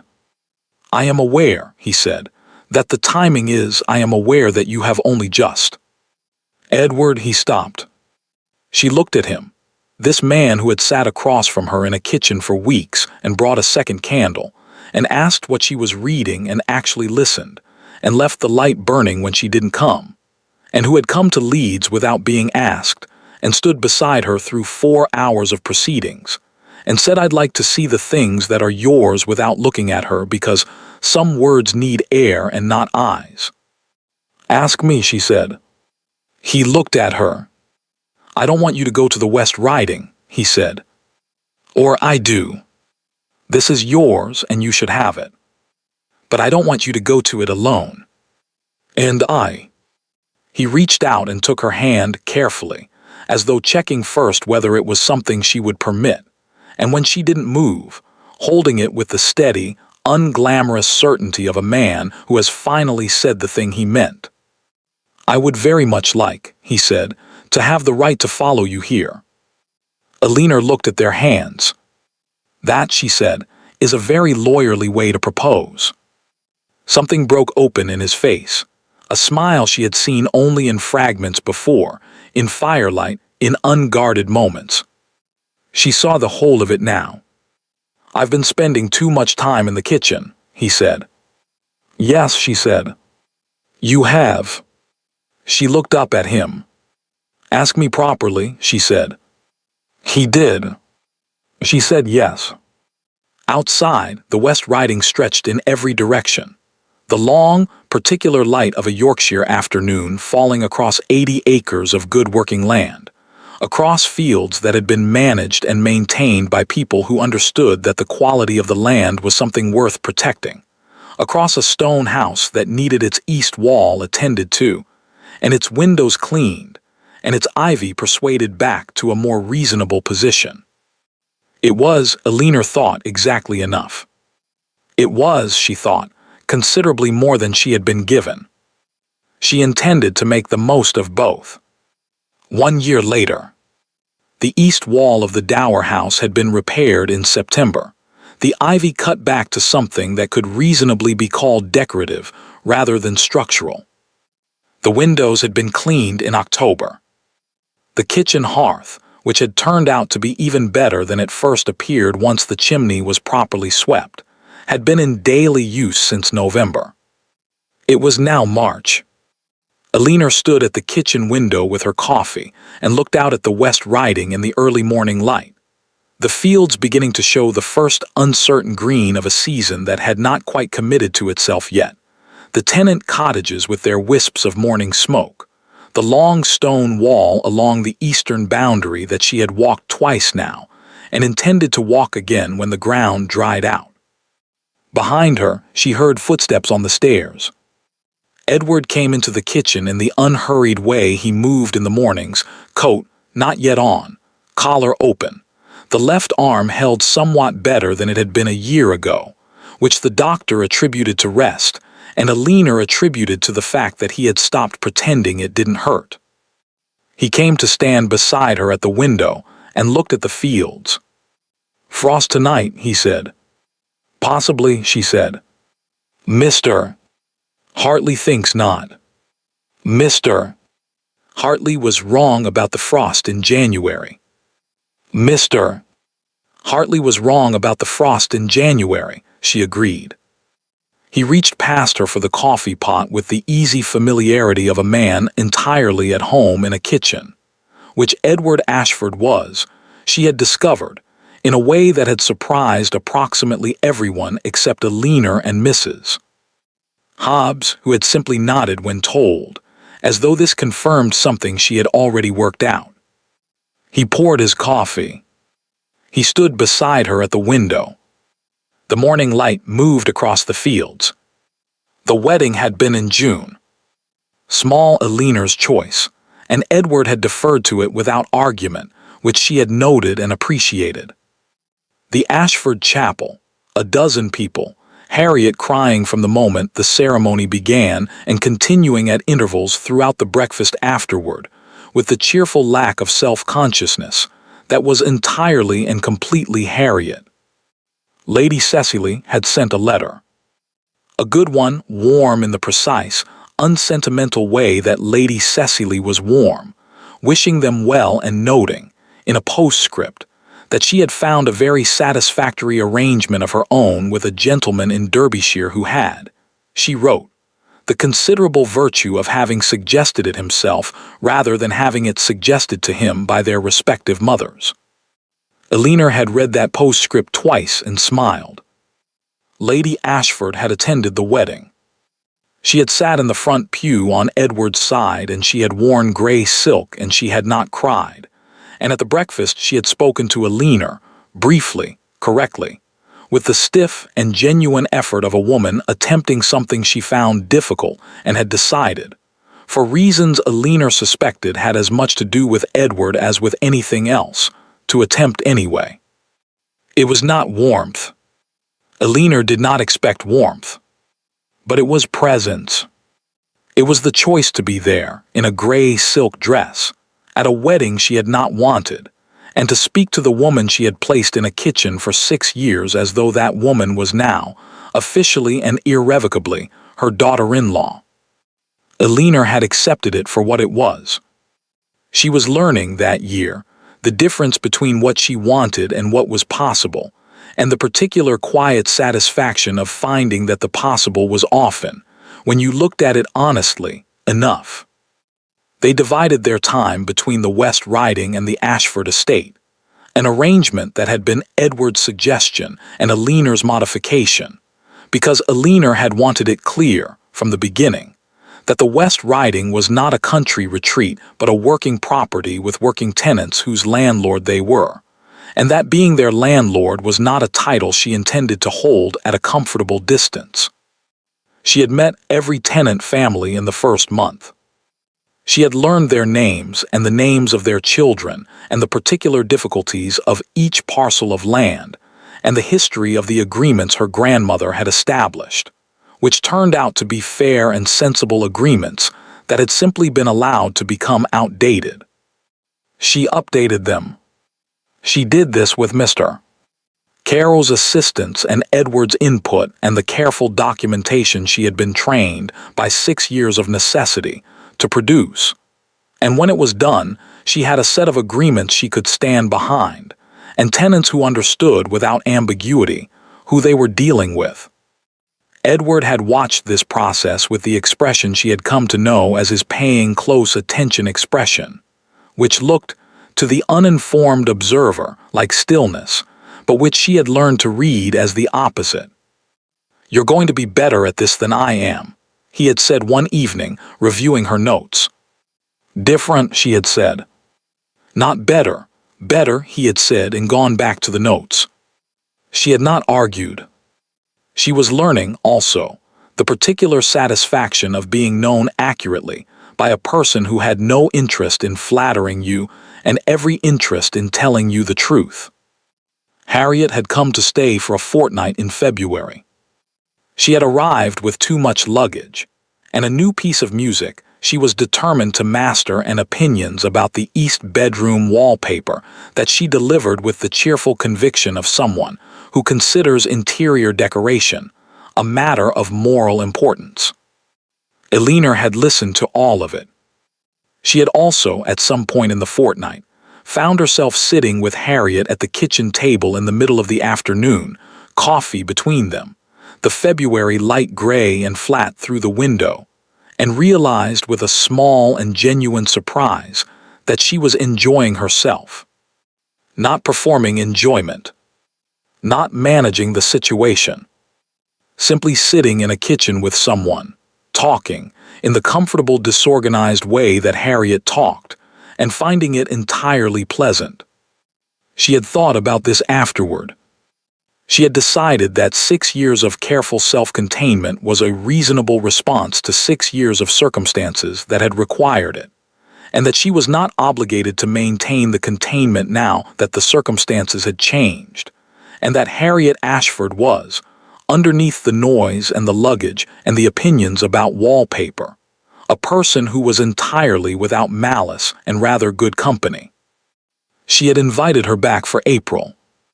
Harriet had said yes before Elinor finished the sentence. The Ashford estate, in their absence, was managed by Edward's steward, a competent man who had been underutilized for years and was responding to actual authority with visible relief. Lady Ashford remained at the manor. She had, in Aliner's absence, taken on the management of the household accounts with an efficiency that suggested she had always been capable of it and had simply been waiting for a reason. Aliner had noted this without comment. Edward had said, "She needs something to do." She always has. Aliner had thought about this and decided it was probably true, and that a person could simultaneously have caused a great deal of harm and be genuinely miserable without a purpose, and that these two things did not cancel each other out but could coexist, which was one of the more uncomfortable lessons the year had offered, and also, she thought, one of the more important ones. She did not visit the manor more than necessary. But when she did, she sat at the dining room table. She sat at the dining room table with Edward on one side and Harriet on the other, and Lady Ashford at the head, and she ate the food that was served upstairs, and she looked at the room, the portraits, the silver, the long windows with their view of the garden, and she felt, not triumph exactly, but a kind of settled acknowledgement. She had been here all along. She had simply been made to forget it. She did not forget any more. On Sunday mornings at the West Riding, they came down to the kitchen together. This had begun without discussion. The first Sunday after they arrived, Edward had simply come downstairs before Aliner did, and had the fire going by the time she appeared, and she had come in and he had handed her coffee, and they had sat at the kitchen table with the morning coming through the windows and the fields outside beginning their slow transformation from winter to something else. It had happened the next Sunday, and the next. It was their kitchen, now not a kitchen she had been relegated to, not a kitchen she had survived in, but a kitchen she had chosen in a house that was hers, with a man beside her who had asked for the right to follow her here and had meant it in every particular sense. She had kept the table from the Leeds market, small, wooden, pushed against the wall, exactly like the one at Ashford Manor. Edward had raised an eyebrow at it when the cart delivered it. "We have a perfectly good table in the dining room," he had said. "I know," she had said. He had looked at it for a moment. "All right," he had said, and had said nothing else about it. This morning, the first Sunday of March, exactly 1 year from the courthouse steps, they stood together at the kitchen window and drank their coffee and watched the West Riding consider whether to commit to spring. "We should look at the north fence this week," Edward said. Hartley said the posts on the upper section are going. "I'll go tomorrow," Aliner said. "You have the meeting with the steward." "I can move the meeting." "You've moved it twice." "Go to the meeting." "I'll take Hartley and we'll assess it properly and have something useful to tell you by dinner." "You're going to tell me it needs entirely replacing," he said. "It needs entirely replacing," she said. "I've thought so for a month." He made a sound that was not quite a laugh, but occupied the same territory. "All right," he said. The morning light shifted, clouds moving somewhere above the gray-white sky, and a brief, watery brightness moving across the fields as though the season was testing something, seeing how it felt. Aliner looked at it. She thought about the kitchen at Ashford Manor, the small table, the single candle, the law books under the stairs. She thought about 6 years of eating alone in a room she had not been sent to so much as drifted into, staying because leaving would have cost her the one thing she needed to protect. She had protected it. She thought about the courthouse steps and the cold March air and the horse stamping on the cobblestones below, and Edward looking at the street instead of at her, and saying, "I'd like to see the things that are yours." She thought about this kitchen, this window, this particular quality of West Riding morning light that she had been looking at for a year now, and had not yet finished finding interesting. Edward's hand came to rest briefly on the small of her back. The light habitual contact of a man entirely comfortable in his own kitchen, with his own wife, on a Sunday morning with nothing requiring performance from either of them. She leaned slightly against his shoulder. They stood like that and watched the fields. "Frost," Edward said. "No frost," Eleanor said. "We'll see," he said. "We will," she agreed. Outside, the West Riding Light moved slowly across the land that had always been hers, across the fields, across the stone wall, across the 80 acres of good Yorkshire earth that her grandmother had set aside for a daughter who had chosen badly and loved completely, and died at 23 without knowing what she'd left behind. She knew now. Eleanor set her coffee cup down on the small wooden table pushed against the kitchen wall, the table that was hers, in the kitchen that was hers, in the house that had always, technically and legally and without any valid dispute, been hers, and she thought. She never forgot the kitchen chair. She just made sure she'd never be sent back to it. If you stayed until the end, you felt it. Some stories don't end, they linger. Tell me where you're watching from. I read every comment. Subscribe if you want more stories like this.